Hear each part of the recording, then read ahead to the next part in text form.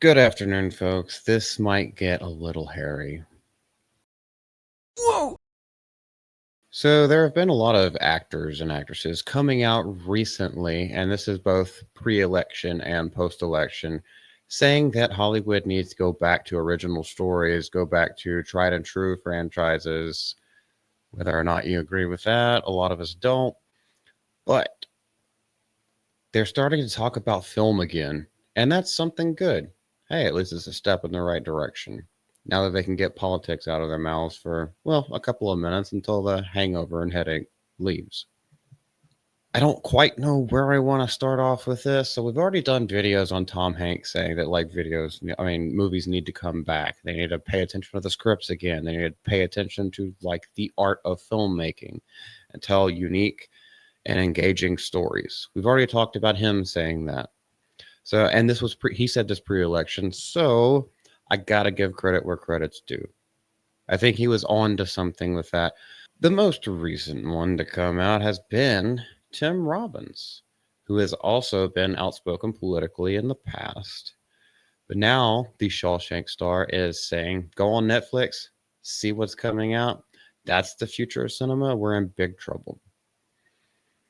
Now, when I first read this, just the tagline, I immediately like did a whole Homer don't because I was like, it's freaking easy. Hopefully this guy's got it down. Hopefully he's got it down. He actually has a different point of view, but eventually he comes around to the same conclusion. So let's just go into this one real quick. He says, "You go on Netflix right now, you see what films are coming out, and you tell me that's the future of cinema. We're in big trouble." Well, he currently stars in the Apple TV science fiction series Silo.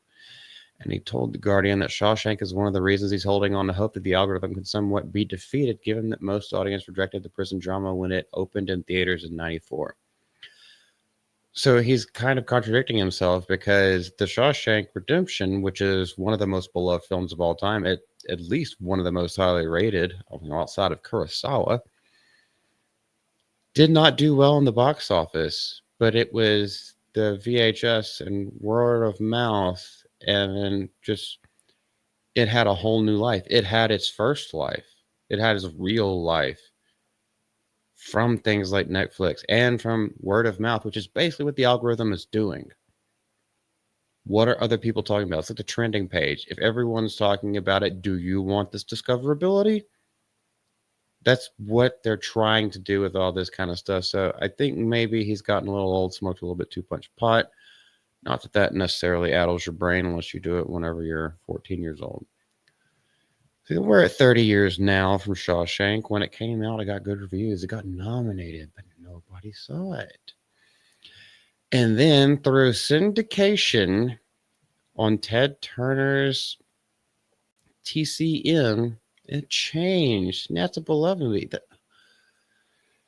All right, I'm gonna let him finish because he's making an ass out of himself. It remains on top of IMDb. Yeah, pat yourself on the back. That was great. Frank Darabont did that. You didn't. Well, you did a good performance, but it was ensemble cast. Robbins hasn't made a movie since 2019's Dark Waters. It explains he's very picky because I don't want to waste my time on a set doing something frivolous. I don't want to be there just for the sake of being there. Well, let me tell you something, buddy. You said a whole lot of nothing. You stuck your own foot in your mouth, not realizing that just an updated version of TCM back on cable is now what Netflix is doing as well. Except if you want to play this little devil's advocate part, the few channels that were around back then are the vastly less amount of channels that were on back then. If you wanted to watch something that wasn't just the nightly news or reruns of MASH, you could almost say it was kind of forced on you a little bit more. So now that there's a lot more options, yes, people want things to be streamlined. That's why Netflix has the For You tab, because it's kind of just like looking at the kind of stuff that you normally search for, the things that you normally watch. It's like, well, this is other stuff like it.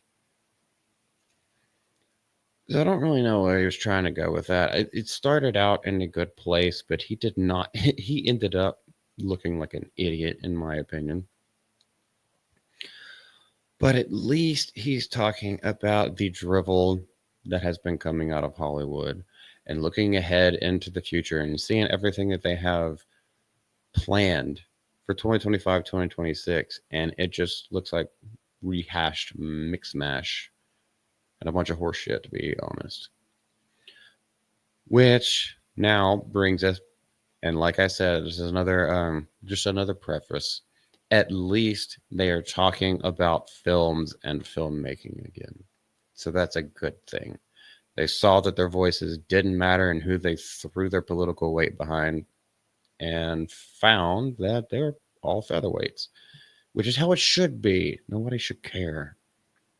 So we now come to Casper Van Dien. Do y'all remember Starship Troopers? I sure as heck do. And I know how I got to watch it while I was underage. Because we were having a sleepover at one of our friends' house. It was like 3 or 4 of us, and we went. The mom took us to a Blockbuster, and she said that movie's rated R. You can't watch it, but you can rent Anaconda. So what we did was we switched the little cases that were behind it, and we were just like, okay, so we'll rent this one. She picked it up, not looking at it. What we really did, we rented Starship Troopers. We watched that. Uh, Devious little bastards or little kids, but yes, he is starring, and I haven't seen him in anything other than like a couple of TV spots for a long time. But he's saying that he wants Starship Troopers to come back as a TV series. He thinks it's a great time for it because he's seen stuff like Halo. Has he seen Halo flop? Has he seen Arcane shit the bed recently with season 2? Now, Van Dien, who played Johnny Rico in the Nice Film, spoke to his vision for a long form TV series. Asked if he was aware of the recent circulation of a fan petition calling for Hollywood to bring a new Starship Troopers movie to life, the actor confirmed that not only didn't know of it, but he's been putting it out on his streams to get Sony's attention and make the Starship Troopers movie or TV series. Yes, go back to your glory days. Reinvent something because that's what it's going to be anyway. You already know which path I'm going to take in my arguments with this, but let's just see what he has to say. I think it'd be great for a series. The whole thing had worked. The visual effects today would be a huge win for Sony because that's what really matters. That's what was holding Starship Troopers back in the box office, and that's what still holds up today is the visual effects, right? Missing the point. With the movie, I think there's some things they have to do with Disney too, but with a series, I think they could do it all themselves. Why wouldn't you make this? It'd be great. And you've got Rico wanting to do it. Ultimate included as a thing. I mean, they had the Halo series. So he doesn't know that Halo is a complete bomb and a failure. They've had different series that they've gone with. This is no brainer to me. I literally can't go anywhere without people yelling quotes at me. It's no brainer to you because you don't have a brain and you don't actually think about what is going on with all this stuff. What made Starship Troopers not successful in the box office, what made it successful in a cult classic, is because it was one of those few times where it was playing fast and loose with the source material, completely changed everything, but made it into political and military satire, making fun of propaganda. It was, you know, very campy and stuff that people could look back on, point and laugh. Here's the problem with it nowadays is that the the zeitgeist, maybe not the zeitgeist is not the right word, but like the culture that we're in nowadays, a lot of folks in Hollywood wouldn't know how to recreate that. They wouldn't know how to write it. They'd want to put actual messaging into it rather than just spoofs. You know who could make a great Star Wars Troopers too? Mel Brooks. He actually knew how to make fun of literally everything. Pick a topic. If you want to make fun of war, Mel Brooks was he was in the military.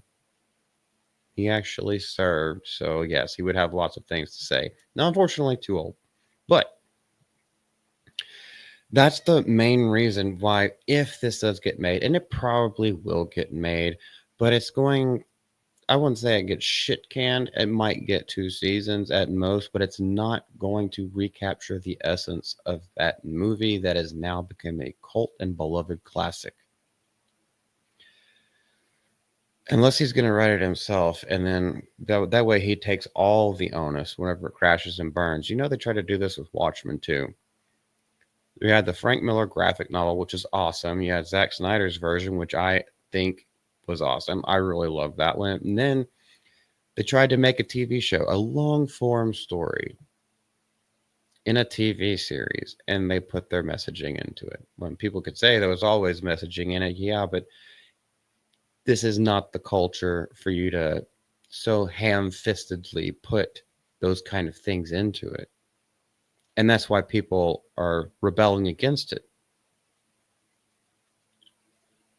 The rebellion is winning, gained a lot of ground. I mean, hell, if you want to talk about stuff that everyone is more excited about, or maybe not more excited about, but gaining more and more momentum. I know I'm excited about it. I'm wearing this shirt. Ripaverse Comics. Dude was born and raised reading comic books, fell in love with the nerddom, the geekdom, games, music, comics. Saw the way that comic book writers were taking everything, the big studios taking over, and then the stories weren't interesting anymore. This was a huge part of a lot of people's childhoods. They weren't interested anymore. They were bombing. They started like changing canon and lore. He wanted to make something interesting, something that make you scratch your head, something that makes you want to see the next issue. So he started Ripaverse. Look how well that's done for him. He stopped a lot of the messaging. Obviously, he still has his own messages, so like you're never gonna truly completely stop anything, but he focused on the company, and the company is freaking booming. That's what we want. Now, going all the way back to Tim Robbins, that's kind of what Netflix is trying to do, because there are independent creators and smaller studios that are trying to put out films that don't have the massive, extremely behemoth budgets that Hollywood is giving these sequels and reimaginings. And Netflix is like, well, here's a platform. If they like this, the algorithm might recommend you there. YouTube does the same thing. You have the absolute mammoth streamers that talk about a certain thing. And, you know, with enough hard work and grind and determination, sometimes your video hits the algorithm and your thoughts, opinions, news, whatever you're doing, whatever talk you're having, sometimes that hits the algorithm. You gain new followers, new subscribers, and you join that movement. That's what's the beautiful thing about it. So I completely disagree with a lot of the stuff that Tim Robbins said. I think he's completely got his head up his ass. However, going back to the beginning, I said this was going to get hairy because they might seem disjointed at first, but I've been thinking about this for a long time.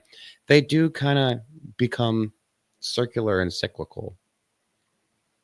At least they're talking about movies again. But what do you think about it? There's probably a lot of stuff that I left out, which normally happens. Normally, I go in and then I get stuck up in my own hand, go off on a tangent. And then when I'm ever rewatching it, I have answers to my own points. And I'm just like, you should have talked about that more. Oh, why didn't you go deeper to that? But 'tis the nature of the beast, especially when you're trying to grind, when you have so much to say and so little time to say it.